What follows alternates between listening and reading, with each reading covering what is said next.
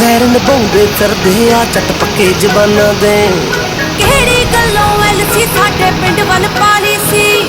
ਮਿਲਣ ਆਇਆ ਸੀ ਤੈਨੂੰ ਤੋਂ ਲੱਗੀ 44 ਸੀ। ਹੋ ਵੈਰੀਆਂ ਦੇ ਪਿੰਡ ਪੱਕੀ ਐਂਬੂਲੈਂਸ ਲਵਾਦੀ ਨੀ। ਯੂਕੇ ਬਲੈਰੋ ਪੁਲਿਸ ਦੀ ਜੱਟਾ ਫੜਿਆ ਜਾਵੇਗਾ।